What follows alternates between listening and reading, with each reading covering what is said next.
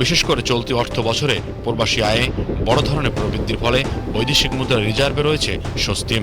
চলতি বছরের মার্চ মাসে প্রবাসী আয় এসেছে পৌনে $4 বিলিয়ন, যা নতুন করে রেকর্ড সৃষ্টি করেছে। আর গত মাসেও প্রবাসী আয় এসেছে $3 বিলিয়নের উপরে, যা গত অর্থ বছরের একই সময়ের চেয়ে 13% বেশি। প্রবৃদ্ধি এবং এর ফলে বৈদেশিক মুদ্রা রিজার্ভের আকার দাঁড়িয়েছে $35 বিলিয়ন উপরে। বিশ্লেষকরা বলছেন, রিজার্ভ ও রেমিটেন্স বৃদ্ধি এটি অর্থনীতির জন্য ইতিবাচক। তবে মধ্যপ্রাচ্য সংকট দীর্ঘায়িত হলে ভবিষ্যতে ঝুঁকি আসতে পারে, সেদিকে সরকারকে নজর রাখতে হবে। রিপোর্ট সুমন মাহমুদের। করোনা মহামারীর পর থেকেই বিশ্ব অর্থনীতি নানা সংকটের মধ্য দিয়ে যাচ্ছে। বর্তমানে চলমান বৈশ্বিক অর্থনৈতিক অস্থিরতা ও ভূ রাজনৈতিক সংকটের মধ্যেও দেশের অর্থনীতিতে ইতিবাচক ধারা অব্যাহত রয়েছে। বিশেষ করে চলতি অর্থ বছরে প্রবাসী আয়ে বড় ধরনের প্রবৃদ্ধির ফলে বৈদেশিক মুদ্রা রিজার্ভে রয়েছে স্বস্তি। চলতি বছরের মার্চ মাসে প্রবাসী আয় এসেছে পৌনে $4 বিলিয়ন, যা নতুন করে রেকর্ড সৃষ্টি করেছে। আর গত মাসেও প্রবাসী আয় এসেছে $3 বিলিয়নের উপরে, যা গত অর্থ বছরের একই সময়ের চেয়ে 13% বেশি। আর বর্তমানে বৈদেশিক মুদ্রার রিজার্ভ দাঁড়িয়েছে $35 বিলিয়ন উপরে।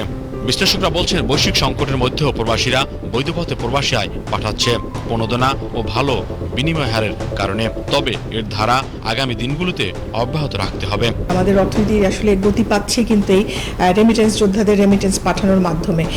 এবং আমরা কোভিডের সময়ও দেখেছিলাম, একসময় আশঙ্কা করা হচ্ছিল যে রেমিটেন্স হয়তো কমে আসবে, কিন্তু তখনও আমরা দেখেছি যে না, আমাদের অর্থনৈতিক উন্নয়নের একটা বড় ভূমিকা সব সময় কিন্তু আমরা দেখেছি যে আমাদের রেমিটেন্স প্রভাবটা রেখেছে। বিশেষ করে আমাদের বড় একটা শ্রমশক্তি কিন্তু মিডল ইস্টে কাজ করে।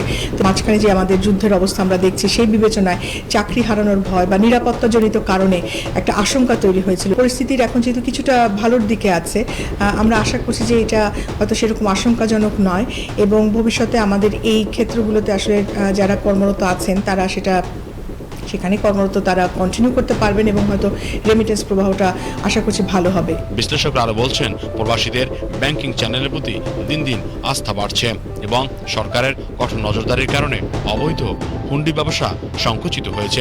পাশাপাশি ব্যাংকগুলোতে ডলারের বিনিময় হার খোলা বাজারের কাছাকাছি আসায় বৈধ পথে রেমিটেন্স প্রবাহ বেড়েছে। এছাড়াও উচ্চ আমদানি ব্যয় এবং বৈদেশিক ঋণ পরিশোধের চাপ রিজার্ভের উপর নতুন করে চাপ সৃষ্টি করতে পারে। তাই রিজার্ভ সংরক্ষণে সতর্ক থাকতে হবে। আমাদের প্রবাসী যারা রেমিটেন্স আমাদের পাঠান, তারাই একটা ভালো একটা অবদান রেখেছে। এক্ষেত্রে অবদান রাখার পিছনে এক হলো ঈদ ছিল, সেক্ষেত্রে আমাদের যে রেমিটেন্সটা সেটা স্বাভাবিক গতিতে যেভাবে আসছিল সেভাবে আসবে। আর আমাদের এখানে জিডিপিতে আমাদের কন্ট্রিবিউশনটা বাড়ছে, বিশেষ করে রপ্তানি বাড়লে পরে জিডিপি কন্ট্রিবিউশন বাড়বে, রেমিটেন্সও বাড়ছে।